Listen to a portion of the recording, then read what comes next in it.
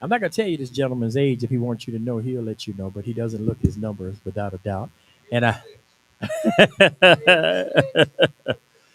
I, I would not be um, the person I am without my wife, and she's not here today, but I'm sure that he feels the same way. So I want to definitely acknowledge his wife, this beautiful lady right here. Okay. Okay. But listen, one of the things that we want to do, we want to empower here, and we do it in many ways through the eye gate and through the air gates. But poetry is a way of communicating. It's something that I'm definitely inspired. It has inspired me, and it's one of the things that I definitely want to open up to some of the younger generations that are here and what truth and vision is truly about. But I definitely want to introduce you to someone else. This gentleman right here, his name is God. This is my mentor, my blood brother. This is a man that I think a lot of, and he plays a lot of different instruments, and he's also part of Truth and Vision. And thank you, Gad. So what they're going to do, they're going to collaborate on some things here, okay? But without any further um, ado, ladies and gentlemen, I'm just going to call him this, the poet. Come on, speak. Hello, folks. Oh, chitlins, chitlins. But who's gonna clean them? I'll pay you good to clean them things. But if you clean them well. Don't scrape away the flavor though. Just scrape away the smell. Scrape and scrape till you get tired. Dislodge every little bit. Well, maybe for the flavor, leave a little grit. Some vinegar in the water. Onion for the taste. 5 pounds is real good eating, man. 5 pounds just goes to waste. Spaghetti, greens, cornbread, hot sauce on the top. And when I get to eat them things, can't nothing make me stop. After thawing, cleaning, cooking, land sakes alive, 10 pounds of chitlins done cooked down to 5. If you wander into my kitchen and chitlins is what you see, don't get no fork. They ain't for you. There's just enough for me.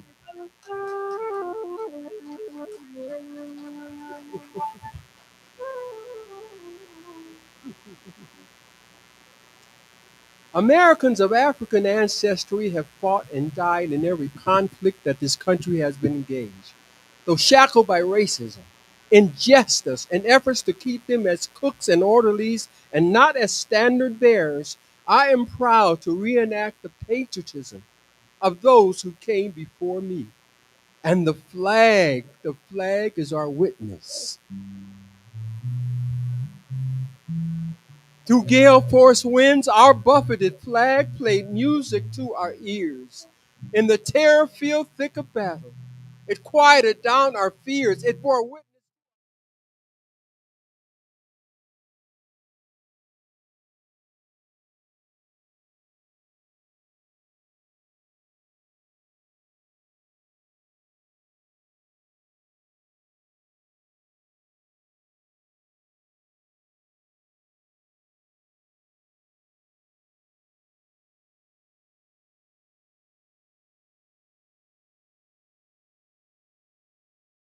Our bravery, our loyalty, no longer need define. America, O land I love, I claim thee all for mine.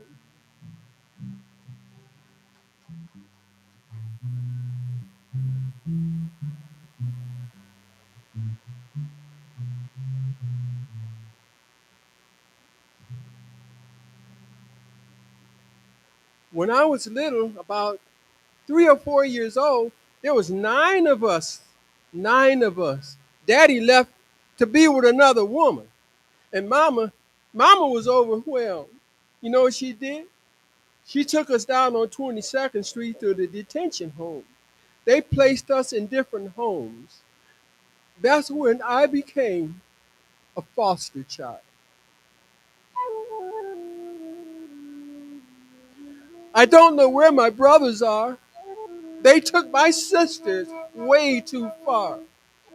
They called this place a foster home. I've been here years and I'm still alone.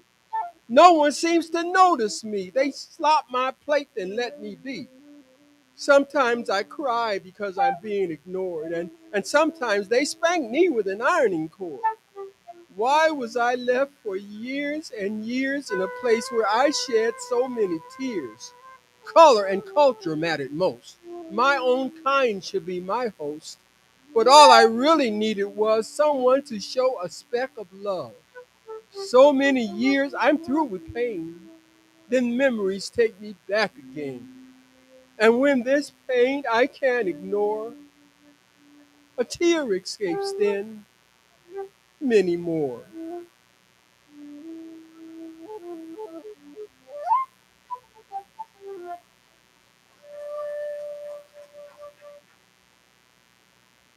Well, I am an American citizen, but my ancestors did not immigrate to this country seeking a better life. No. They were abducted from their native Africa, brought to America, and at auction sold to the highest bidder. Now, nowadays, when I think of America, I think what a beautiful name. America, America, how beautiful is your name. Violent your beginning, checkered your past, beautiful just the same. Your arms open wide to welcome, from tyrants' grip you saved. From Africa you abducted, a people from free to slave. All day long till no more light in the master's cotton field. We get tired, bone tired and weary. Master get the yield. One day Mr. Lincoln say we free, but Lord, I just don't know. Now we free, Mr. Lincoln, where we supposed to go? If we want some water, we better get it right. We better not stoop for water if the sign says white. We get up north to freedom, but we ain't that much glad. Down south they say stay in your place. Up north almost as bad. Young men going to war, young men to fight. Black men going to orderlies and cooks. Equality nowhere in sight. Somebody's marching and preaching. I think it's Dr. King. He said, keep it peaceful. He said, let freedom ring. We marched with him into violence, bigotry, and strife. We kept right on marching for equality even after they took his life. Dr. King spoke of a promised land, of a wonderful day to come. Is America our promised land? Have we finally overcome? If so, when others raise their voices high, let us do the same. America, America, how beautiful is your name.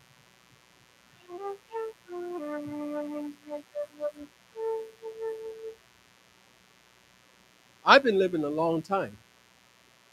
Wonderful life, wonderful wife, wonderful children. But it's not going to last, you know. I'm an old guy. It's only going to last until God intervenes.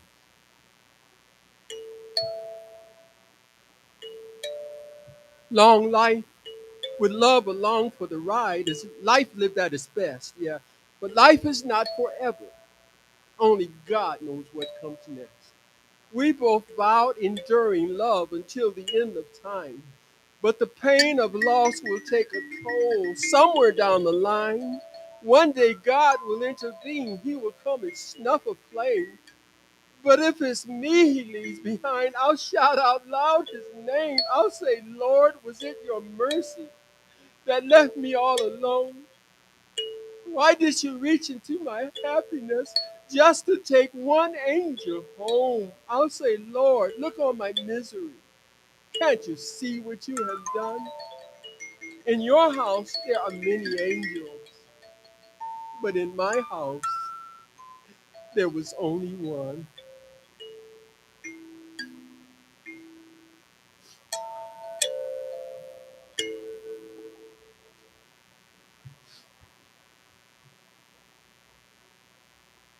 You can see me up here, I know.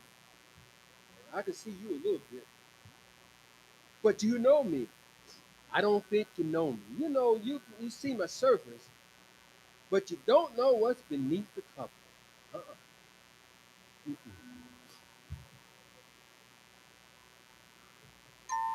When you focus my color, did it color your mind to the depths of my soul? What hue would you find? When you measure my worth, where did you begin? Can you notice my dreams by the shade of my skin? How long did it take you to know what you see? Did you reach your conclusion the first sight of me? Can you know what's beneath this permanent tan? There's more than the color of a man. There's more than what quickly meets the eye. Much more than a glance when passing by. Beneath this crusted outer shell, there's tears, there's laughter. Oh, there's too much to tell. 'Twas the love of a lifetime, one bright sunny day. Hope and faith every step of the way. You can't measure me with bigoted eyes. There's too much about me for you to surmise. There's too much to know. There's too much to see. I think only God knows the inside of me. Mhm.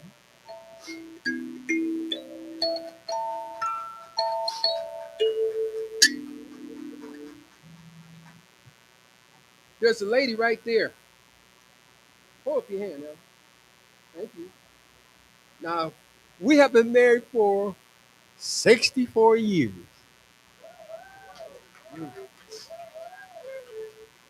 She's still a fox. I think I am too. 64 years and counting. What a blessing the journey has been. But if a do over were possible, I'd do it all over again. I'd be a better partner for you, Elliot. For our three sons, a better dad. My dear friends, I draw them closer. The best friend they ever had. But there is no do over, there's just here and now. If I could just show how deep my love, if only I knew how. Should I wear a broader smile when I see them? Should my face contort with a grin? Should I become a hugger and hug them like I'll never see them again? When my life is just moments from over, I'll be praising the good Lord above. Because when folks gather to say goodbye, I'll be completely surrounded by love.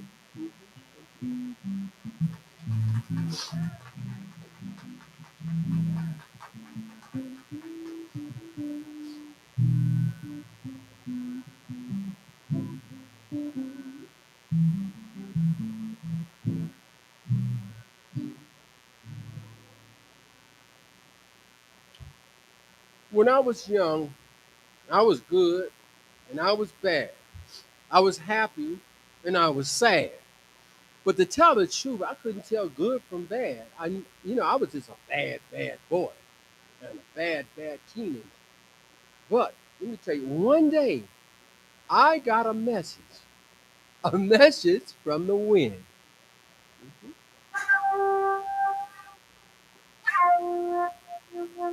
To guarantee a restful night, a brimming hot cup of tea. My prescription for beautiful, peaceful dreams has always worked for me. But one night the wind was a battering ram. And as far fetched as it may seem, it didn't let up when I drifted off. No, it drifted into my dream. In a dream, the wind sent a message. It would teach me a lesson this day. I should gather all that was precious. The trash would be taken away. Discerning trash from treasure placed a weight upon my mind. What is it I should hold on to? What should I leave behind? A strong wind hastened the answer. 'Twas a wind that could lift up a sea. I loosened my grip on frivolous things and I held tight to what mattered to me. I clung to what truly was treasure. The wind took off with the rest. Then the wind settled down to a gentle breeze, and I knew I had passed the test. Now both life and dreams are tranquil. 'Tis a calm without end, and I owe it all to a message delivered by the wind. Thank you.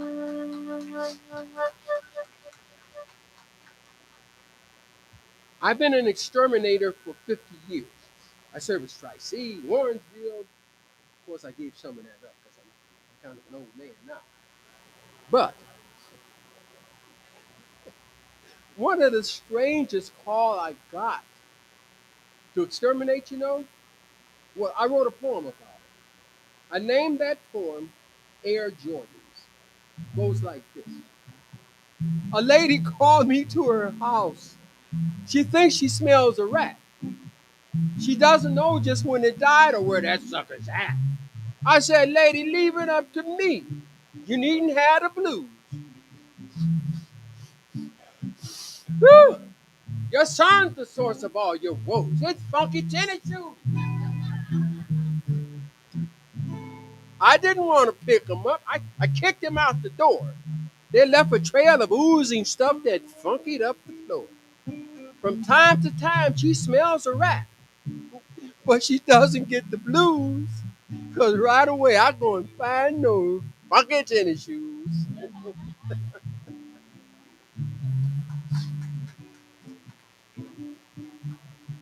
Um, this was supposed to be my last poem, but it's my second last poem. Why I wrote it, I don't know. Because it's a sad poem. I titled my poem, What Mama Said. My mama said she loved me. She said it every day. But if mama really loved me, why did she go away?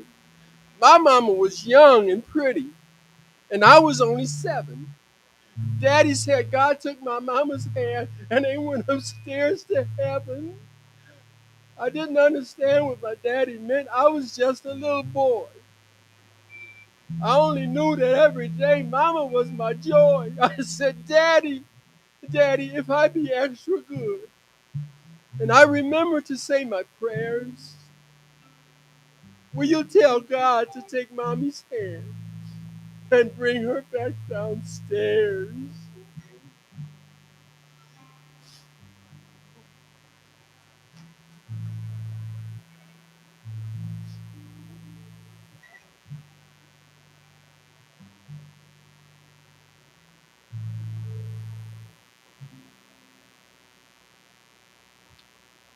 My last poem is a Christmas poem. I title my poem, When You Wish Merry Christmas. Goes like this. When I learned the true meaning of Christmas, I abandoned the crowds and the noise. I paid less attention to flickering lights in the aisle full of gadgets and toys.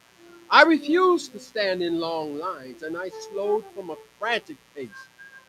The void that was left was easy to fill. I put Jesus in his place. My Christmas thoughts are not presents piled under a Christmas tree, no. My thoughts are for a Savior who both lived and died for me. I rejoice the birth of my Savior, yet I mourn the terrible loss. I weep for him who, though without sin, was impaled and died on a cross. Still, I wish you a Merry Christmas. And I wish just one thing more. When you wish me Merry Christmas, please give some thought to the Christmas is good. Merry Christmas, everybody. Merry Christmas. Thank you, Dad. Merry Christmas to you.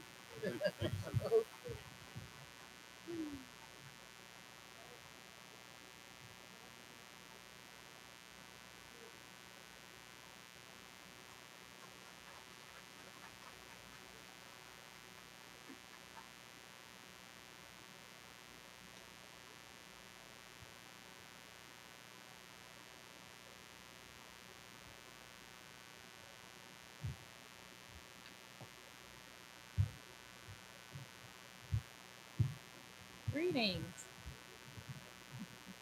Are you putting up your music? Sure.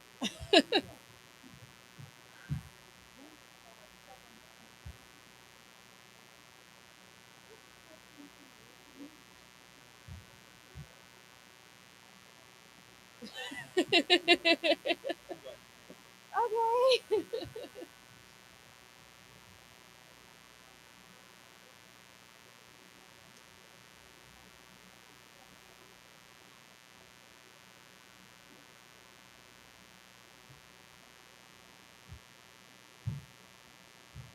everybody doing today? That's good. I am good. Thank you, brother. That was amazing poetry. Can we have one more? It's not always easy getting up on stage and sharing your feelings and emotions with everybody. But, for a lot of us artists, it's like a calling, you know, and you have to put your fears and your nervousness and your personal feelings aside and just do it anyway. So, this poem is called Check. First off, I'll start with telling everyone. So, my son, who's in college, recently came back in to live with me, and it's been a really wonderful experience. But, one thing that I've seen is how much he goes through as a young man. And luckily, we've been able to have more conversations, and we've been using this time to really get real about some of the things that he's experienced so that I can put that nurturing into him and that conversation and that time into him. And especially in light of what happened with the young brother Twitch, the young man that took his own life, this mental health, for no matter who you are, it's so important. And so my first poem is called Check on Your Strong Friends. And because we never know who's suffering in silence. And so, it kind of just crept up on me from out of nowhere.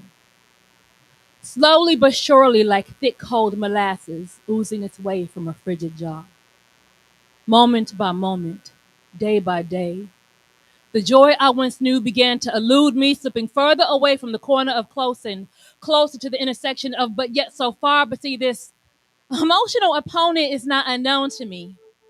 It has, without an invitation, visited me before at other times, with no regard to the energy it takes or the destruction it makes, has found its place in the only space in this whole entire world that is truly mine and that is in my mind, and it has no boundaries.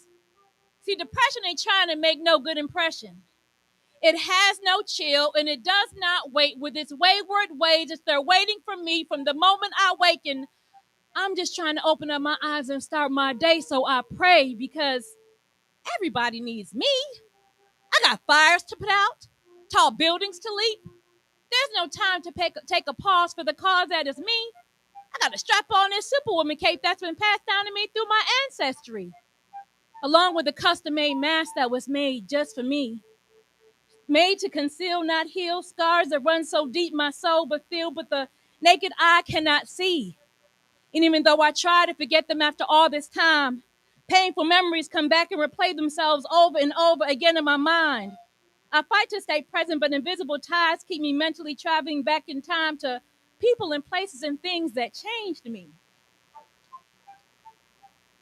Now I'm creating fantasies about how life would be if things had went down differently.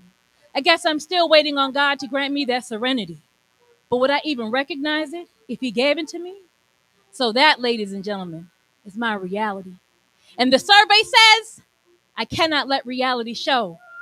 I gotta make my face ready to face the world and with my superwoman cape on and my matching mask and toe because see, being secretly depressed is fine. But then if it shows, and now I'm just a black woman who's angry. But now it seems like this faking it till I make it facade has evolved into a destructive way of escaping. See, I just keep hiding the fact that I can't manage my life, my home, and my emotions. I just keep showing happy, smiling posts of all my productivity, knowing deep down I can't feel a thing. I'm just checking off boxes and going through the motions. I have somehow managed to get lost in my own body. And I just went away from myself and I have nowhere to go. Convincing everyone that I'm on cloud nine, but I'm really just lost in the fog, praying that nobody knows. And I just simply want to feel again. Dance in the rain again. Taste, touch, and smell everything that I do. Swim, flow, and backstroke through the waves of life instead of feeling like I'm drowning in a cesspool. But how does the one who's the life of the party admit that they're dying inside nice and slow? How do I admit that I mentally slipped so far from grace when I'm the one who's everybody's hashtag goals? But everyone else doesn't matter because I'm the only one that has to live with me. And I've been running from myself for so long and I'm so tired. This is not how my life is supposed to be. So I may have to step away from the lights and the cameras and the action for a minute. Because true healing is not posted on the gram, nor is it televised. It ain't pretty, it ain't sexy, or for all eyes to see, so viewer discretion will be advised. And then I will remember how powerful I am and learn to set my mind and soul free. Strap on this Superwoman cape I got one more time, but this time, the person that I'll be saving will be me.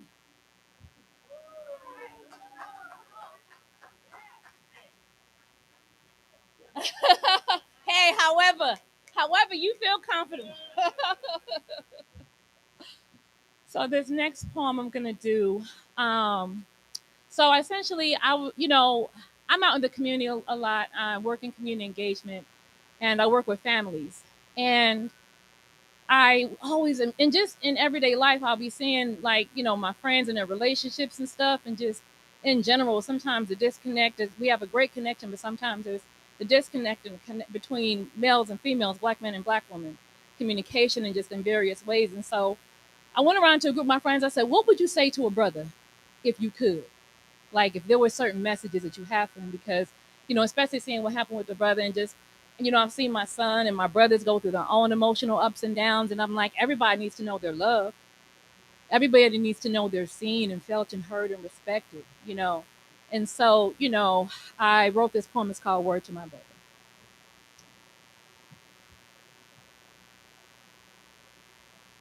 Excuse me, my brother. Can I have a moment of your time? I had some things that I want to share with you that have been weighing on my mind. See, lately I feel like we spend so much time just hustling for another dollar and for another dime. It's like we two tired ships passing each other in the day and the night. When deep down inside, both of us can feel that something is not quite right. Now, my first prayer is that this conversation go peacefully because I truly want what's best for you and what's best for me. I'm just looking to bring some relief to this deep-seated grief that sometimes makes its manifestation release when you deal with me. Now, I'm not pointing fingers at you, nor am I pointing fingers at me. Because see, this dark abyss called distance began its existence long before there was a you and a me. See, we suffered years of horde atrocities designed strategically to tear us apart, leaving pain in some of the spaces that I used to occupy in your heart. But see, I was made directly from your ribs so I can feel your pain. And I wish that I could remove your shame. But it was because you were just that great that they had to work just that hard to try to tear you down. But that left me all alone in the wilderness when all I really needed and wanted was you around. I watched the world pretend like life was not hard for you. I know you don't get cramps every 28 days like I do, but you have spent the last 400 years in a country that fears you. So they try to kill you. Because they know that your presence in my life is mandatory. Then they flash lies all across the 5, 6, and then the 11 o'clock news pretend that is your only story. You told you're wrong if you feel too much, or you're wrong if you cry. Even if somebody walked out and you were never so much have told you why, the world just wants you to dust yourself off and just get strong. I watched you struggle to teach yourself things and no one took the time to teach you. And then you caught hell when you got it wrong. And I have, and nor have I ever expected perfection from you on any day that you live. I just get frustrated holding all the love that I have inside of me for no one but you, but I wish to God that I could give. Come on, black man. I just don't see you in my past. I see you in my future tenses. Caught up on a little black couch with 2.5 little black kids in a little black house surrounded by little black picket fences. Showing us what this could even look like when we are all done. But you cannot fade to black at the end of and act like I am no one. Because there is no one in this whole entire world that's gonna love you like me. But never under the cover of darkness, because black love is a stolen birthright that the whole entire world needs to see. Just know that I am here and that I can see you. Love you through all your imperfections like only I can do. Because the truth is, I'm just out here trying to figure this out too. But I won't hold you, my brother. I just wanted to chat with you for a second. And oh, yeah, before you go, I just want to tell you that I love you. Thank you.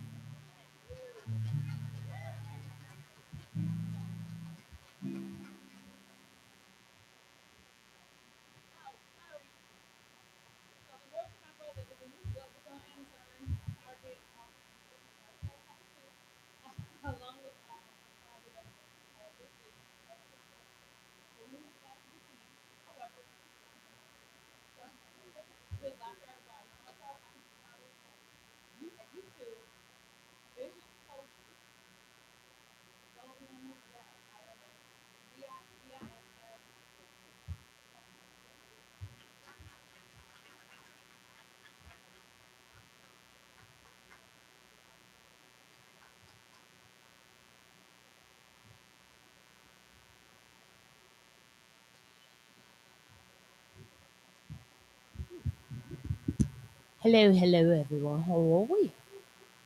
Oh, wow. Our next guest will be Janice from I Matter. Yes, come on up, my love. All right. Everybody, a round of applause, please.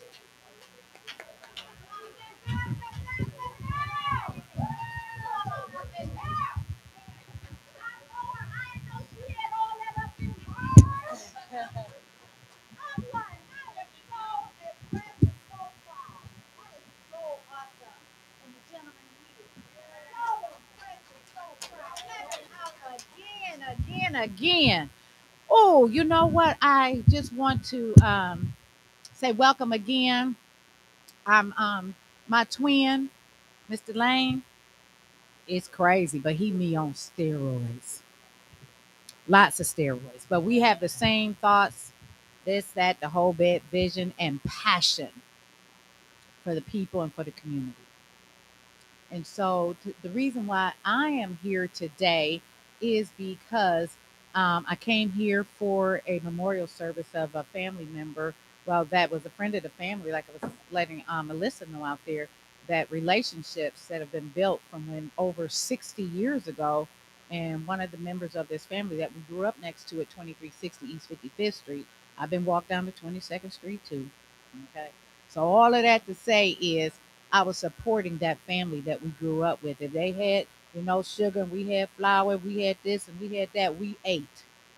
It was seven of them and nine of my mother, the oldest. So because I grew up in the projects and because, being my mother was 16 with two children, she didn't want any kids. It just kind of happened to happen. And, my grandmother already had nine kids, raising her. Here she got two more kids, so 11 kids. And they gave us the 4 bedroom, the little row house across the street from L&B.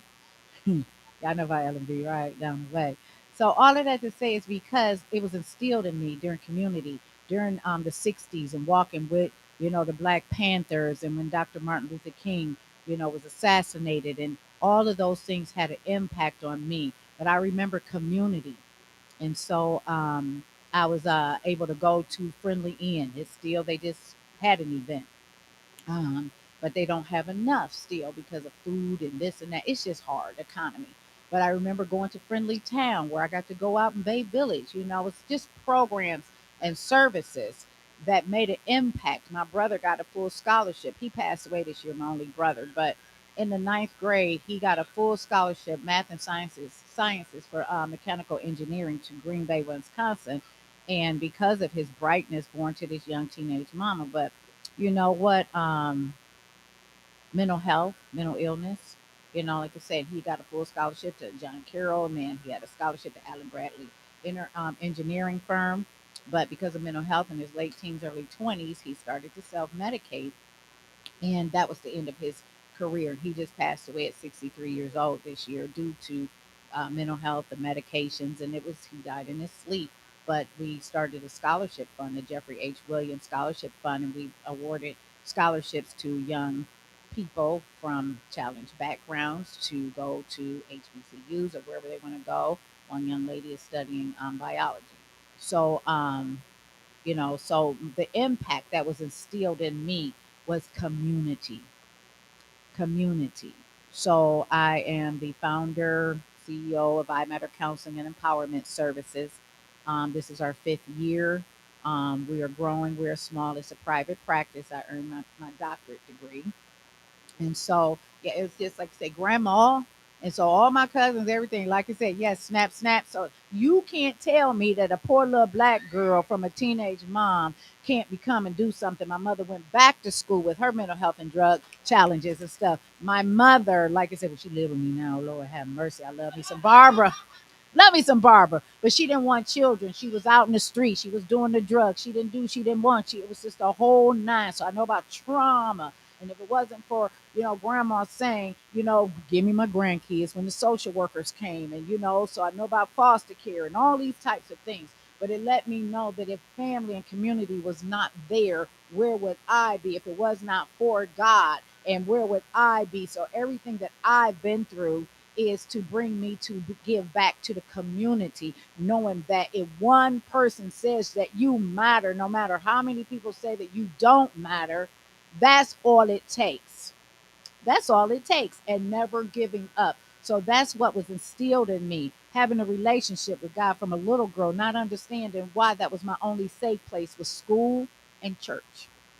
I was safe. I was safe. So if anybody can even imagine, I was safe. So what all that means is when I came here, met later, I said, well, this is such a good feel in this place when I walked in. And I said, well, you know what? I said, do y'all rent this out? And they said, we don't know nothing about this. There's the owner right over there. So I went and I talked to him. The rest is history. And we was like, we was crying, we was praying, we was having church up there in the little booth and everything. And we was like, where you come from? Where you come from? You know, like, how this work? Nothing but God. So the whole point is that we share the same passion, vision to help others. Like I said, I don't get a check from I Matter Counseling. It's a nonprofit. And so when I got the questions today, I said, this is so perfect because what I look for, I've worked 48 years. I'm like, Lord have mercy. I thought I was going to retire. Nah, so I'm still going strong. But Larry said the same thing. You know what? I ain't looking for no money. I ain't looking for this. And we like, yeah, because I don't like money motivated people. Money come because people believe in what you're doing to support. So that's our vision and ministry is to have people bring their resources together to help the community and make that impact. That is our legacy that we want to leave. Can I and you am I saying it right? Snap it out. So he's speaking for him. So we've had these discussions. And so it's like, wow, I don't want to reinvent the wheel. I want to partner with others who have the same vision, who have the same heart. So it's like I don't want anything from anybody, and everything that I do is free as well. Food, the whole bit, the whole nine. But you know that run out after a while, you know. But it works, and I haven't had to do or ask anybody for anything because the heart is right and it's provided. So when I met him, and I said, you know, and I said, but you know, he said, well, what are your needs?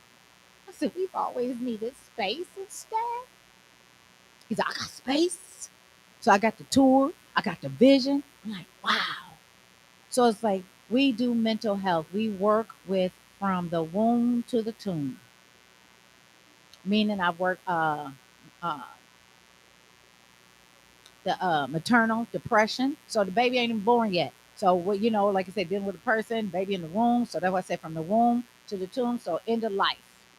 So all of that means is phases and stages of life that we go through different things as we grow and we go in the whole bit. And so my call that I'm on now that God, he said, well, I've been an ordained minister since I'm 24, I'm 62. But the point is, he said, I called you to be a minister before I called you to be mental health. I took you down the mental health road so you can understand people when I said to love the Lord thy God with all thy heart, soul, mind, and strength, that a big piece of what's missing in the holistic approach is the mind. And now that you are at PhD level, you got all this, all them type people say, I didn't even know you had that because what difference does it make? You go to heaven, titles fall off. You go to hell, they're going to burn off. Okay. So that's where I did this shirt. Knowledge is information, wisdom is application. Meaning, I don't care how many degrees you have, I don't care how old you are. If you don't apply what you know, you just a fool. And like faith without works is dead. It's just so much, like it said, until you do. Like I was talking to Mill. Where Mill? I don't know where Mill. Mill said, you know, I'm a man of few words. I'm a man of action. I see. That's why we like each other. We had this little short conversation. How you doing? How you doing? How you doing? And we was like, we done. Because it's not until you show me what you about. People learn more from what you do than what you say. I learned a long time ago. I don't have time because it go in one ear and out the other. I'm ADHD, my attention span, and I'm ready to move. I'm just saying, I work with special needs children. I work with autistic, nonverbal, because 70% of communication is nonverbal. I need to see what you talking about because you just talking and la la la la la la. So I'm like Charlie Brown, want, because it's like, okay, your next thing, but not what they were spitting today. I was all in that, right? So all of this to say is that the partnership and why I'm here today is because we have programs and services for our youth. and they start from 3 years old and up. So when I get the questions about community, Larry and I are saying, you know what? I have the. He said, you're what I'm missing. I go, you're what I'm missing.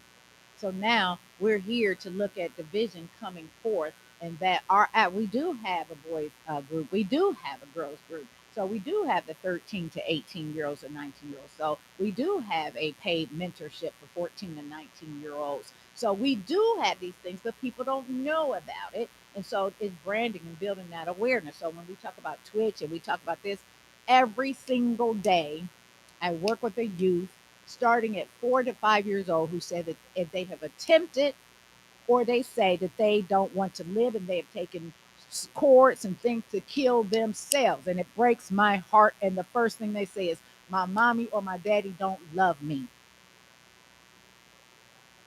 Because many of those children are being raised by grandparents and they go, even though the grandparents, I do everything for them. I love them. I do this and do that, but they still sad. They still acting up. They doing this because they're still wonder what's wrong with me. I'm not good enough that my mother would stop and get off of drugs. That my father would stop stealing and shooting and get out of jail, or vice versa, or both, and the whole bit. I feel unloved and I must not matter, and there must be something wrong with me that they wouldn't care. So the vision and the mission that we have is to let people know that they matter, and that we would tell you that over and over again. God said that I died for you and I would do it again and again and again if you only believe and trust in me, not Janice, not Larry. When you start believing that there's something higher than you and that God works through people, but we have to come together. Don't send me your kids and say, oh, let me fix them. I need you here with your children because it's based off of relationship. Everything in the world between your higher power. I don't care if you're a tree hugger. When the last time you hugged a tree? What brings you inner peace? So we don't need to go. I don't do religion because that's not what brings me inner peace. That'll bring you turmoil and war and everything else. So it's your inner peace and spirituality. What do you connect with? Mine is God, it's Jesus. So I'm good with that. But what do you have? Because if you don't know what you don't have a balance, homeostasis. So there are programs and services. We are looking at kicking it off with training and things January the 9th. But we already have programs and services available. And so everything is in the works. And so they're meeting, I know, every other week. And so they're doing all kind of wonderful things. You know Coach David, right? Coach David working. So I have pictures, things like that. So Coach David is just a big motivator with the young men. We have Dr. Hale. He couldn't come. He works for the FB and the I as well. And so he is a staff member. I think you know Dr. Hale, right? No, you've never met him. Okay, but Dr. Hale don't play. He's a victim of abuse as a young man. His passion is working with young men and getting them to a healthy place where they can talk because of the things that we suffer. And that's a huge, he gives up his everything for that. So he is the leader of our boys group. We have the girls group, but we also have five. Usually I take them at three. I need y'all to be potty trained. I'm just saying. So we try, but up until our summer program year round. So we've been doing this every year. We're going to our 6th year of these programs next year. So it's like it's exciting. Take volunteers. I want the parents to be involved, build those relationships with their kids, be able to listen. Is what we were going to talk about today. And people say, I'm so old school when it comes to discipline and parenting. I've been whooping them extension cords too. I'm just saying, right? But the whole point is, but it's like people say, well, I don't want to do all that talking because these kids is like this and that and the whole bit. We have a brand new brand of kids. It's just so different. The society is one way that it's never been. But I'm telling you, I know what I know because I talk to them and they say, Miss G, how come my mama can't listen like that? How come my grandmama can't? How come my daddy can't listen like that? And I tell the parents, they say, "Oh, you want to do all that therapy stuff?" It's like, my rules is mine up in my house, right? And it's like, I ain't never in this world would tell your kid just because you or your kid That just because you heard them, that they don't have to listen. I find somewhere for you to go. You don't want to listen to your mom and daddy rules, you got to go. Job Corps 16, yes. Where else can we go? Oh, I have a plan for people who don't want to be at home. You can leave today, or you can just go down to DCFS and they can just sign you off and see you later. You don't have to put up with disrespect. But the children feel like they are not being respected. That's what we have today. You go, well, I'm your mother. You're supposed to respect me because that's the way we were raised. They're like, mm-mm. Because I can Google it. Anything you tell me, I can Google it and I'll challenge it. This is the smartest, meaning they have the most access to information than any other generation in the world ever. But do they know how to apply it? Hey, that's where we come in. So just because you can read something on the internet and look it up and talk to Doctor Who and Phil and ABC, now what you gonna do with it, bruh? Sis? They don't know what to do with it. And that's where where we don't know, well, you gonna do what I told you to do this, do that. They don't want to hear that because they don't respect you. Because you won't listen. So all you need to do is listen to them and say, well, yeah, let me show you how to apply what you know. Ooh.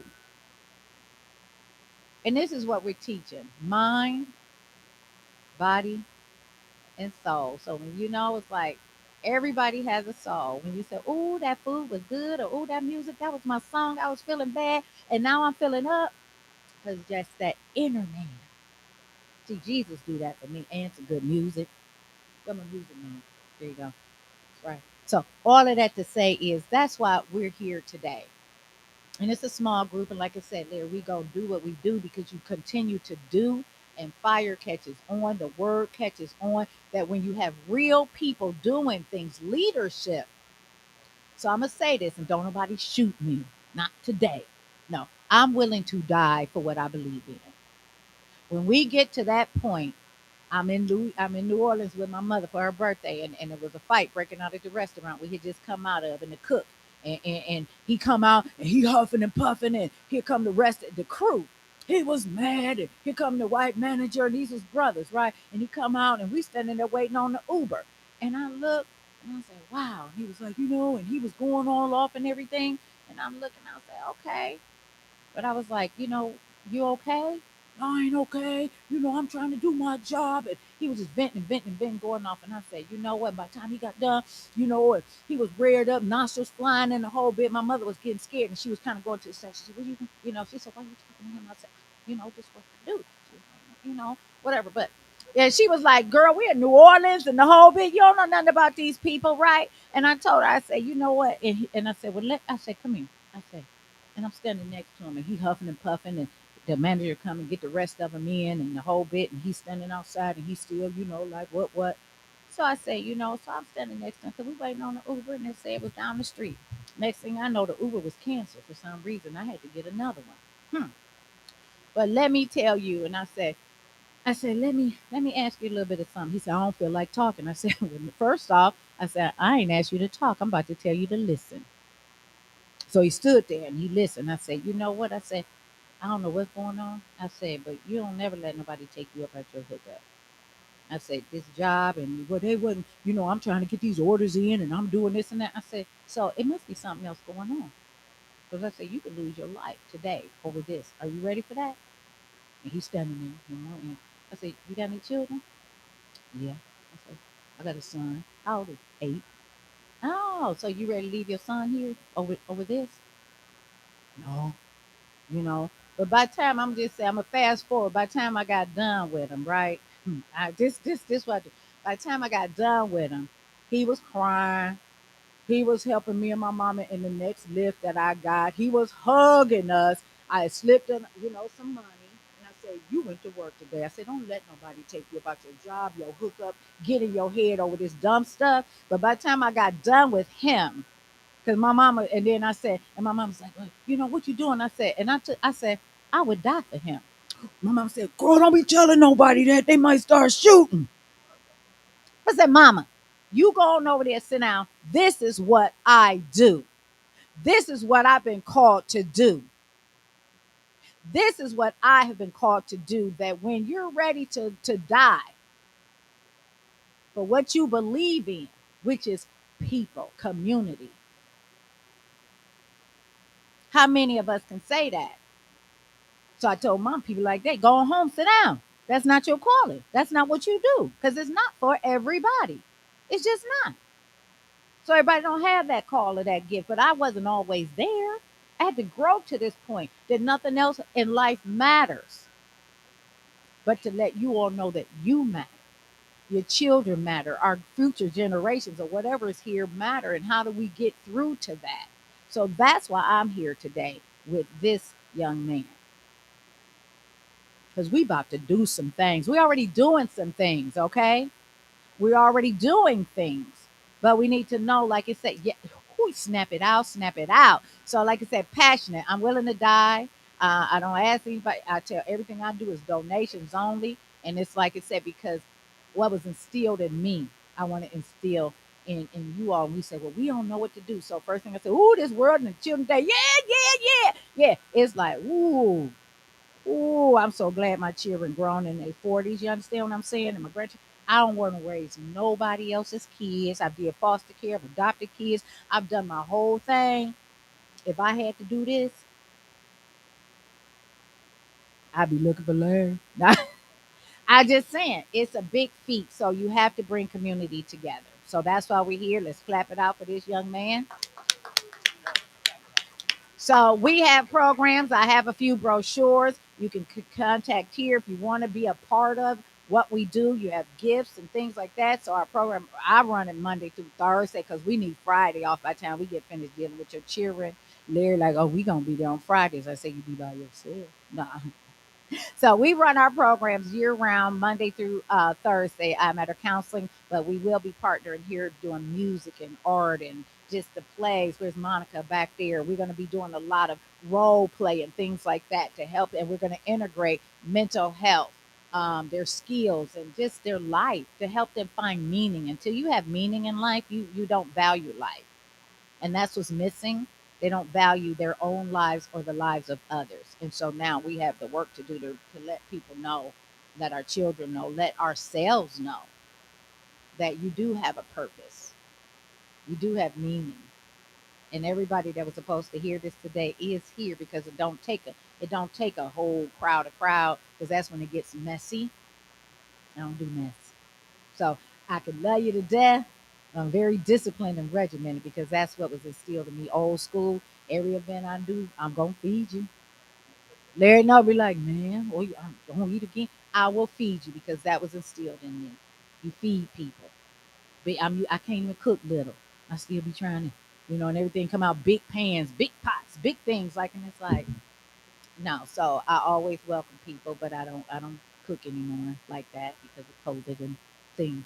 So I will order lots of food for safety. And so let's pray for Miss G, Miss Regina, his beautiful wife. Let's all pray for her. Pray for her, because I can't work with him if she ain't right. So I'm already looking and feeling him, and I'm like, please lift them both up in prayer, please, because I need you and I need her. She's a beautiful person, and I just met her a couple times. She is such a beautiful, beautiful lady, and I understand that you can't function where you need to be. So that was it. Y'all like I said, know that that's what I'm saying, and that's special to me. But let's pray for both of them to get them through, because God ain't done yet. I ain't done. We just getting started. Yes. Let's give Janice a big hand. Okay. First off, I want you to know this is our first. This is our first. Now I want you to watch next year, because there ain't nothing impossible for God. Okay, nothing is impossible for God. The next lady that I'm getting ready to introduce to you guys is a dear old friend. Now, I didn't say that she was old. I said she's a dear old friend. I want to clarify that. But there's something else that I want to tell you before I bring her up. Okay? We have a lot of trauma sometimes that we deal with. Sometimes we don't. I want to tell you a quick story. There was a young man. He was about 8 years old, and he was the youngest of three siblings. And inside of this family, there was a little bit of going on where the mom and the father, they were divorcing, so they were going back and forth. Well, anyway, this one particular time, they had decided that they were going to visit some relatives that was in another state. So they did visit this relative. And this young boy, he was very, very excited about cars and everything. He seen this beautiful Chevy pull up. It was a convertible, had the red interior. You know how kids get when they're excited about different things. He looked at this car and he said, "Oh my God!" And he seen this man get out, and his sisters ran up to him and they said, "Dad, Dad, Dad!" So he said that that was his daddy too. So he started bragging about all this to all of his cousins and everything. That's my daddy. That's my daddy car. Chest all out and everything. He was just pumped up about it. And then after a while, the parents, they go in the house, and you know how parents do when they get together. They start having a good time. They get their party on, playing cards and drinking and all of that. You know, just doing their thing. After a while, the man comes out and he said, "Listen, if you kids be good, I tell you what, I'm gonna bring all of you guys some Cracker Jacks and give you some cash when I get back." Oh, all those kids was excited. So what they did, they lined up when he got back in, the order in which their height was. And this young man, he was almost, at the end, but it was one more person there. His sisters were standing beside him. And then this man started going down the line. He gave everybody something. And he got to that little boy who was excited about his car, and he whispered in his ear. He looked at him, he looked back with a laugh, looked that way, and he said, "You ain't none of mine. You too damn black. You get your line here. Go ask your real daddy." And they moved on. One of the sisters heard him and asked the young man, "What did he say to you?" And he repeated it. He couldn't say nothing. He just gagged. But his little motor mouth sister standing next to him, she said he said that he wasn't none of his. Just told the whole crowd. Okay, you know how it is. So the older sister snatched the candy out of her hand and said, "We don't want none of your old candy anyway. Come on." And ran in and told Mama. Well, Mama wasn't happy about it. She come out and she get the fighting, and then before you know it, the police there. All of a sudden, everybody's piling up in the car, just disrupted the whole thing. Now, this young man did not know how to deal with that. That was trauma. He didn't. So what he did, he created a place inside of his head, and it was like a room, and he pushed it, all that in this room. When he got to 40, he woke up one time, he just started crying uncontrollably. He couldn't figure out why. What the hell is going on? Why am I crying? I just can't stop crying. Looked at his wife, wife just hugged him. He steady crying, crying, crying. He got over that. He fast forwarded, and now he's in his 60s. He's watching Ancestry.com. He's still lost. He want to know who his dad is. So what he did, he got the kit. He did the whole thing. Found out that he had relatives. Oh my God, those green flags was popping up everywhere for him. He was just excited about it. So what he did, he contacted some of them and found out that yes, indeed, he had found where he connected. And get this, his dad was alive. He was like 91, 90, something like that. And then what he did, so he contacted him. It was his birthday, and he said, "Listen, I want to see him." So he opened the door back up in his head. He was just as happy. And they said, "Well, all the brothers said, we'll get right back with you." Well, they did. And their comments was, "Well, we don't think that's a good idea." So you have to push all that back in. When the young man woke up, he was in the hospital. You see, we as African American males, we don't know how to deal with a lot of that trauma because that young man was me. That's right, it was me. I had to deal with all that. And in doing so, I had to forgive my mom because she was young when she was going through those changes. See, nobody explained that to me. We tend to look at other individuals, we don't look inside, but thank God for relationships. You see, if I did not know God, if I did not understand who He is to me, if I did not understand that He loves me, when that so-called man, because I don't consider him a man, when he couldn't love me, that teaches me how to love others. So when you ask why I do this, why God has allowed me, because it was like 7 other ministers that tried to get this. God has a plan. So I want you to look around. I want you to see all these empty seats. Because next year, this is our first conference. Next year, watch. I want you to do something for me. It ain't about your kids. It ain't about your cousins. It ain't about your nieces. It ain't about your sisters. It ain't about your brothers. It's about any child that needs to be loved on. Do that. Now, without any further ado, I want to introduce my good old friend, Miss Gail Henderson. Now, y'all getting ready to go to church. Gail, come on up here. And by the way, in case I don't get a chance, thank each and every last one of you. Vicky, you know you my heart. I don't even have to say coming. You always there. Thank you. And listen, I'm talking to you to turn in your head, sir. You spoke to my passion. You spoke to my heart. Thank you guys so much. Carlin, thank you. And everyone. And without a doubt, it's my twin over there. Janice, hello. And without a doubt, this is my brother, y'all. And I mean that. That's Ronnie. That's Ronnie Simmons. That's my rock. Thank all of you. And I can't forget about my family. They're my kids up there. What's up, Aretha? What's up, LaRon? They're my peoples. Thank you all. Come on up here, Gail.